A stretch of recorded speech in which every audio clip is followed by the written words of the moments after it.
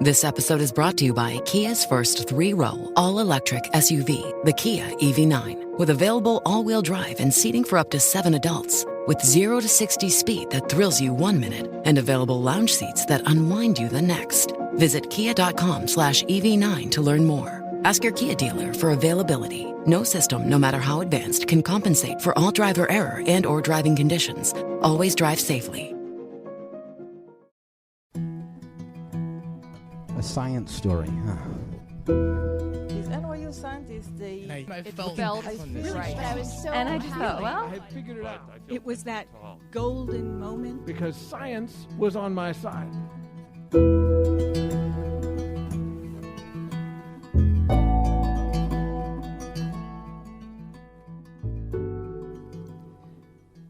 Hey everyone, I'm Ben Lilly, and welcome to the Story Collider, where we bring you true personal stories about science. This episode is brought to you by Shutterstock.com. With over 40 million high-quality stock images, Shutterstock helps take your creative projects to the next level. New accounts will receive 20% off any image subscription. Go to Shutterstock.com and use offer code Collider914. This week's story is from Edward Frenkel. The story was recorded in September 2014 at the National Museum of Mathematics in New York City.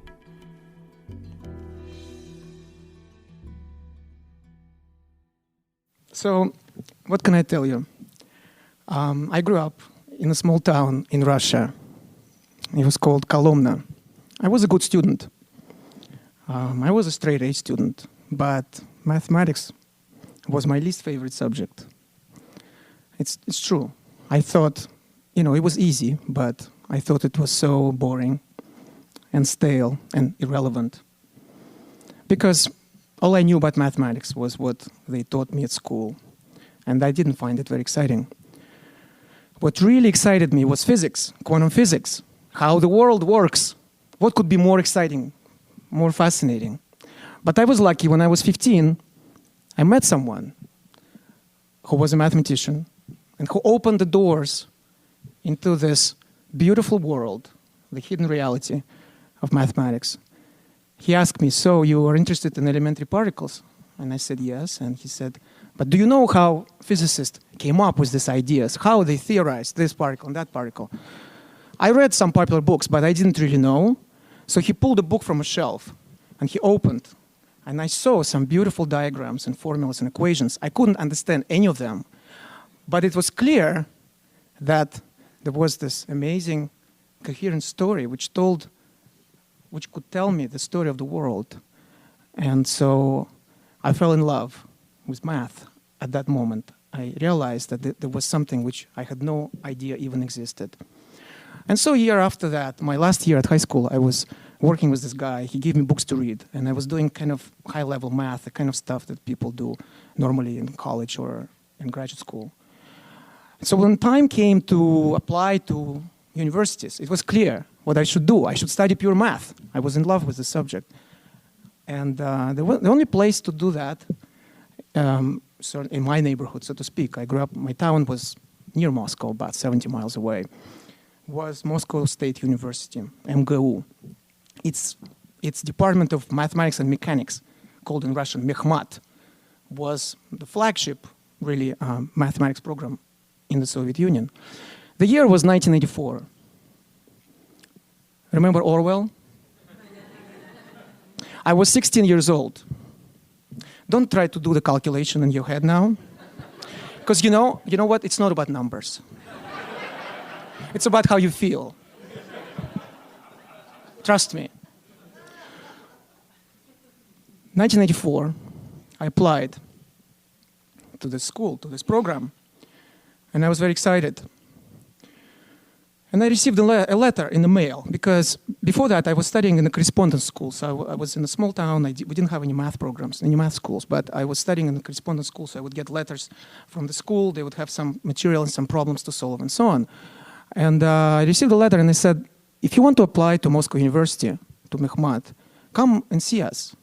So I was very happy. I thought, okay, I'll go, and maybe I'll talk to these people, and they will give me advice. So I go there to this office, and I'm led to this woman, and she asked me, what's your name? And I say, Edward Frenkel. Well, I say Eduard. In Russian, it's Eduard Frenkel. And she said, uh-huh. And what's your nationality? Why is she asking me that? In Russia, in the Soviet Union in those days, nationality was something which was recorded in your passport. It was the 5th line in the passport after your first name, your patronymic name, your last name, and the date of birth. I said, I'm Russian. And she said, that's what was written in my passport. But she said, uh-huh. And what about your mother? She's Russian. What about your father? He's Jewish. Uh-huh. Do you know, she said, that you will not be accepted to Moscow University? Why is that? Because you're Jewish. So what are you trying to tell me? I said, I was shocked.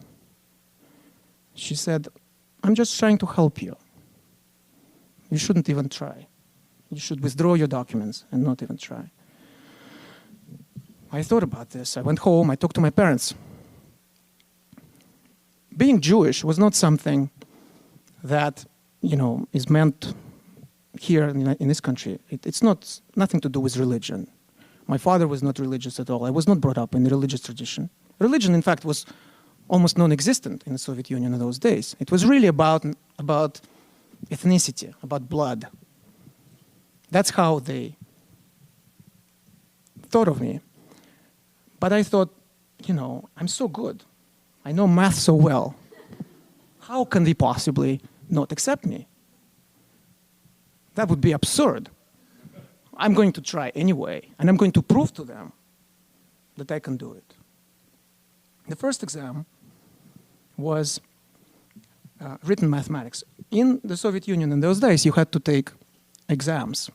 The first was a written math. There were 5 problems, and the 5th problem was considered to be unsolvable, very difficult. I solved everything. Mindful of what this woman told me, I checked all my solutions very carefully. I made sure that every step was in there in the solution, that I could not find anything wrong with it. I was very happy about it. And I went with sort of in good spirits to my second exam, which was an oral test in mathematics. I came. There were maybe 15 students in a room like this. There was a table, and the questions were on a piece of paper. We called them tickets. It's like a lottery ticket. You pull your lottery ticket. I knew all this stuff back and forth. I didn't really care what ticket I would get. And I picked it, and immediately I knew the answers. There were 2 questions. I knew the answers. I raised my hand right away. There were 4 or 5 examiners in the room, and they were supposed to come to you and take the exam. But they wouldn't come to me. They looked right straight through me as if I wasn't there. That was interesting. One of them passed by, and I asked him, why are you not talking to me? He kind of averted his eyes, and he said, I'm not allowed to. Up until that moment, all of this, I thought maybe this was an imagination of that woman. Maybe it's not really going to happen. Everything will be fine.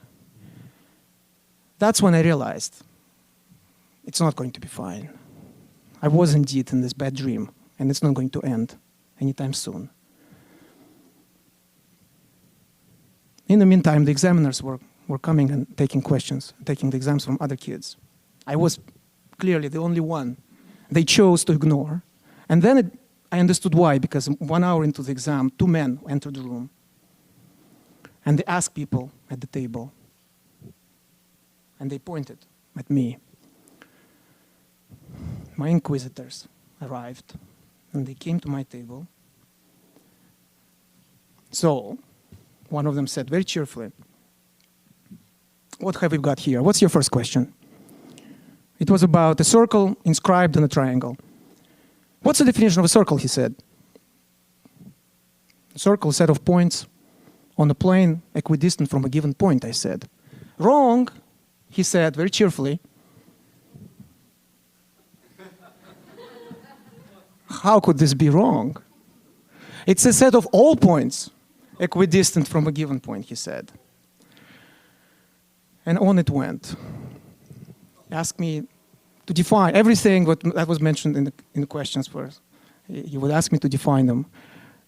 And that would lead to another concept, another definition. And next thing, I was trying to explain the fifth postulate of Euclid, which is not even in the school program. Why was I doing this? In retrospect, maybe the best course of action would be to just say, no, stop this game. You're not allowed to ask me this kind of questions. But I was 16 years old. They were 20 years my senior. They were the examiners, the officials of Moscow University, where I wanted to become a student. So I followed their orders, and I was answering those questions. Same thing happened with the second question. And not one answer was accepted as correct. And they basically made me recite the whole calculus book, which was not, again, even in the program. 3 hours into the exam, 3.5 maybe, all the other kids were gone. That's okay. Now we ask you to solve a problem. Gave me a problem. And this was really one of those problems which then later I realized they cultivated a whole art of this, what they called in Russian, проблемы гробы, the problems coffin, the coffin problems. It was a coffin that they wanted to put me in with these problems. And those problems they looked like they were easy. The formulation was simple, but the solution, very hard. Impossible for a kid, of that age, for a graduate of high school.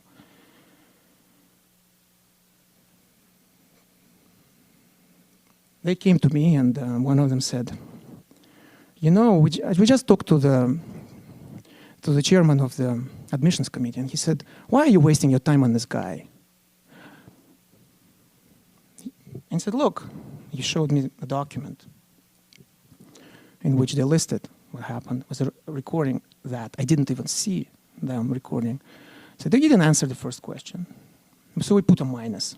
And the second question, okay, you said some things, we put minus plus. You didn't solve the first problem. You didn't solve the second problem. You didn't solve the third. So see, we had nothing. We would like to help you, but we can't. We have to fail you. I said, can I see my written test? They showed me the written test. And 5 problems were solved. Correct solutions, correct answers, but there were comments everywhere, as if someone was pulling a practical joke on me. Somewhere was written square root of 8 is greater than 2. And the comment was why? Did not prove. So I knew it was over. They asked me, aren't you going to appeal? There was an appeals board, but what would be the point? They could get me on the next 2 exams, physics and literature composition. But also, why should I try to be in a place which is doing everything in their power to keep me away from it? I said, no, I'm not going to appeal. I just want to withdraw my documents and I want to leave. It was after 4.5 hour exam. They became very happy. Less trouble for them. Okay, one of them said, I'll go with you and I'll get the documents for you from the admissions committee offices. And we were together entered the elevator. The doors closed. Just the 2 of us. Suddenly he broke out of character. And he said, wow, that was a very impressive performance.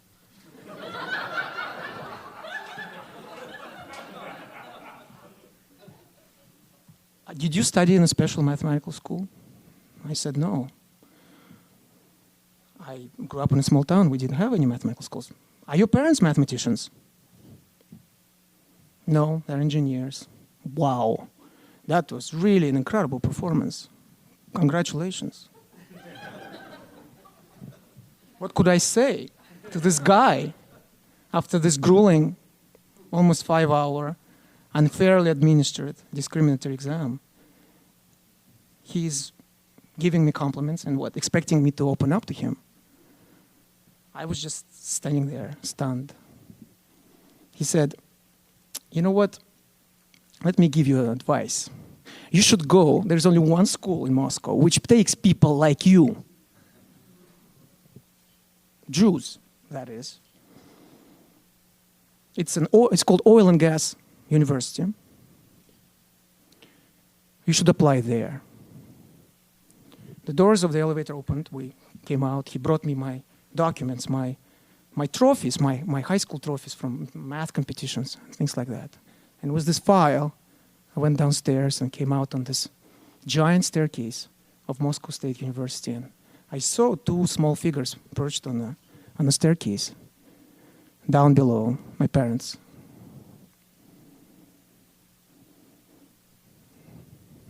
By the look on my face and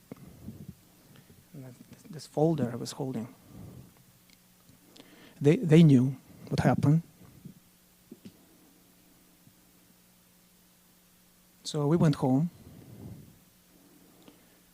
I did apply to the oil and gas. But I knew at that moment, something, I had a dream, and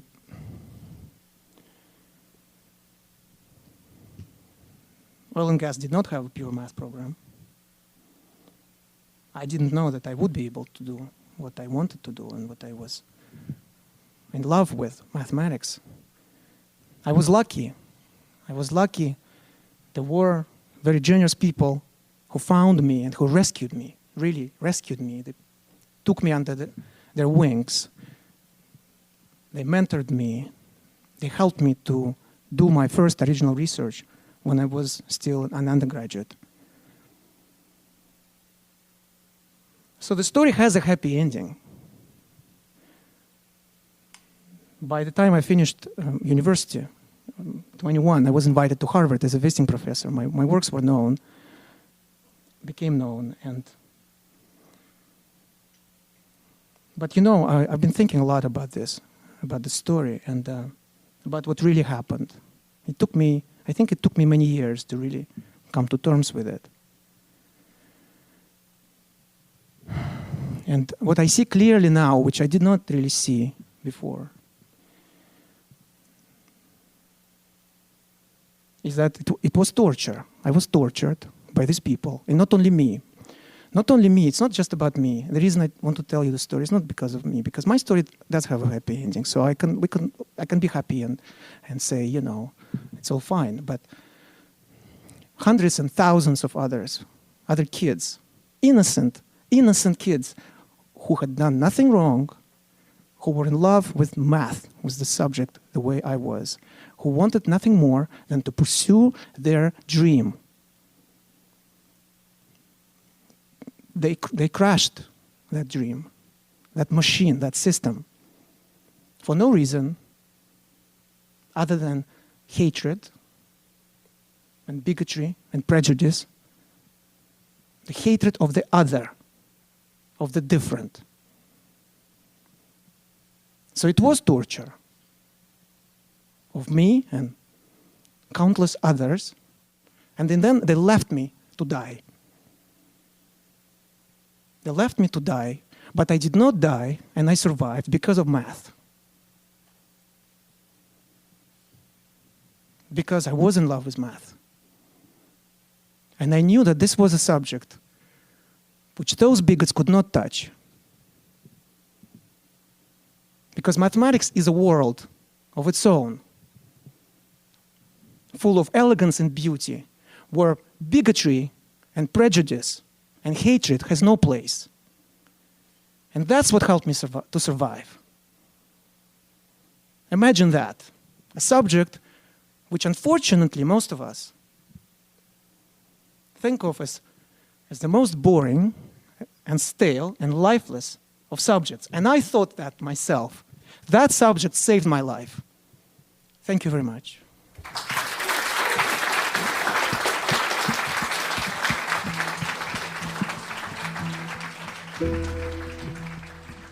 That was Edward Frenkel. Edward is a professor of mathematics at the University of California, Berkeley, which he joined in 1997 after being on the faculty at Harvard. He's a member of the American Academy of Arts and Sciences, a fellow of the American Mathematical Society, and a winner of the Hermann Weyl Prize in Mathematical Physics. He's authored 3 books and over 80 scholarly articles in academic journals. His latest book, Love and Math, was a New York Times bestseller and has been named one of the best books of 2013 by both Amazon and iBooks. He's also co-produced, co-directed, and played the lead in the film Rights of Love and Math. This episode was supported by Shutterstock. At Shutterstock.com, you'll find the perfect image or video for your next creative project. You can choose from over 39 million high-quality stock photos, illustrations, vectors, and video clips. They also have a wide range of science-related images and some lovely bits of math and writing on chalkboards. You can try Shutterstock today by signing up for a free account. Once you decide to purchase, use offer code Collider914, and new accounts will receive 20% off any image order. That's Shutterstock.com, and for 20% off any image files with a new account, use offer code Collider914. For more science stories, take a look at storycollider.org, where we have archives of the podcast and upcoming events. Also, we depend on listeners like you for our support. If you love the podcast, please consider donating at storycollider.org/donate. This event was produced with MoMath, the National Museum of Mathematics. If you're in New York City, I would highly recommend visiting. The Story Collider is produced by me, Brian Weck, Darren Barker, and Ari Daniel. The podcast is produced by Rose Eveleth. Additional help from Brooke Williams, Lena Groger, and Justin D'Ambrosio. The theme music is by Ghost. Special thanks to MoMath for hosting the show, to Cindy Lawrence and Glenn Whitney for extraordinary help producing the show, and to my college entrance exam for being the question of whether I should put a stamp on an envelope. Thanks for listening.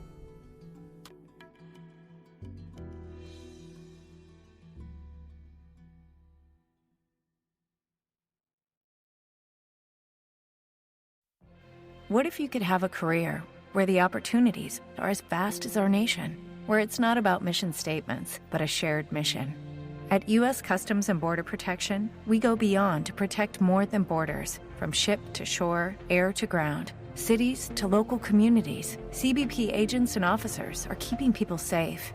Join U.S. Customs and Border Protection and go beyond for something far greater than yourself. Learn more at cbp.gov/careers.